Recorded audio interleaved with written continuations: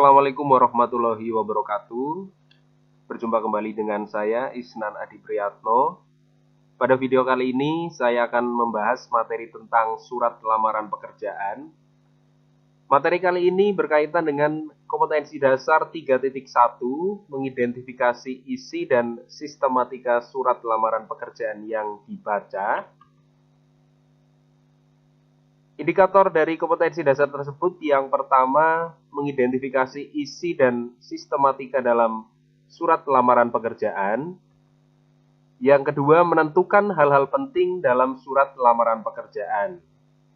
Setelah mempelajari materi ini, para siswa diharapkan dapat menentukan hal-hal penting dalam surat lamaran pekerjaan, serta mengidentifikasi isi dan sistematika surat lamaran pekerjaan. Barangkali kalian pernah melihat iklan lowongan pekerjaan di berbagai media. Jika kalian ingin menempati posisi yang diiklankan, maka kalian harus membuat surat lamaran pekerjaan.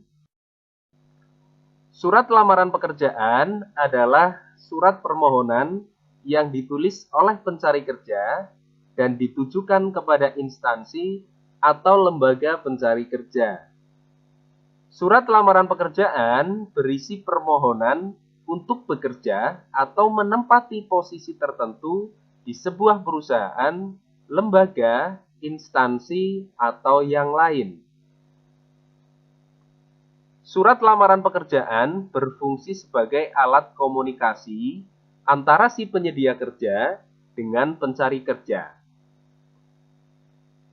Surat lamaran pekerjaan juga biasanya digunakan sebagai bahan pertimbangan oleh si penyedia kerja terkait apakah seseorang yang mengirim lamaran kerja patut atau tidak untuk mengisi posisi yang dibutuhkan. Nah, secara garis besar, surat lamaran pekerjaan dibagi menjadi dua, yaitu surat lamaran pekerjaan yang dibuat berdasarkan inisiatif sendiri dan surat lamaran pekerjaan yang dibuat berdasarkan iklan atau pengumuman. Berikutnya, isi surat lamaran pekerjaan.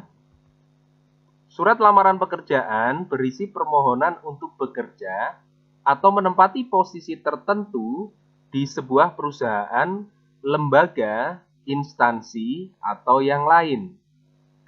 Surat lamaran pekerjaan disertai data diri dan lampiran-lampiran sebagai bahan pertimbangan. Berikutnya, sistematika surat lamaran pekerjaan. Surat lamaran pekerjaan terdiri atas komponen-komponen yang pertama, tanggal surat, perihal dan lampiran, nama penerima dan alamat penerima surat, salam pembuka, isi surat, salam penutup, tanda tangan, dan nama terang pengirim surat. Surat lamaran pekerjaan diawali oleh tanggal surat, pada contoh Purbalingga 1 Juli 2020. Setelah itu perihal dan lampiran, di bawahnya nama penerima surat, pada contoh yang terhormat HRD Jawa Pos, diikuti alamat penerima surat, pada contoh Jalan Pos 195 Surabaya. Bagian ini maksimal 3 larik. Di bawah alamat penerima surat adalah salam pembuka, pada contoh dengan hormat. Setelah salam pembuka diikuti oleh bagian pembuka atau pengantar yang berisi sumber informasi lowongan. Bagian ini berbeda-beda tergantung dari sumber informasi lowongan. Pada contoh saya tampilkan, sumber informasi lowongan diperoleh dari surat kabar Jawa Pos. Setelah bagian pembuka diikuti oleh data diri pelamar. Setelah data diri pelamar diikuti oleh maksud dan tujuan. Bagian ini berisi pernyataan melamar dan dijelaskan pula posisi yang dilamar. Tidak hanya itu, bagian ini juga bisa berisi penjelasan tentang pengalaman kerja serta promosi diri.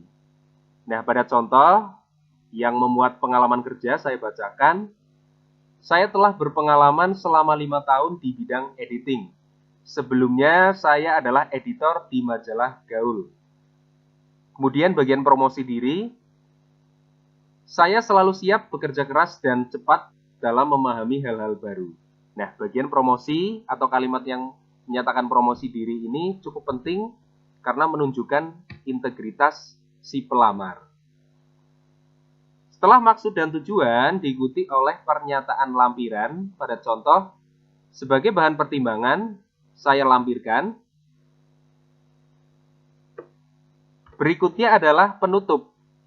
Bagian ini berisi kalimat penutup. Demikian surat ini saya sampaikan. Kemudian harapan, saya berharap dapat bergabung dengan perusahaan Anda dan melakukan yang terbaik. Kemudian ucapan terima kasih. Atas perhatian Bapak atau Ibu, saya mengucapkan terima kasih. Setelah bagian penutup diikuti oleh salam penutup. Pada contoh, hormat saya, diikuti oleh tanda tangan dan nama terang si pengirim surat. Berikutnya, hal-hal penting dalam surat lamaran pekerjaan.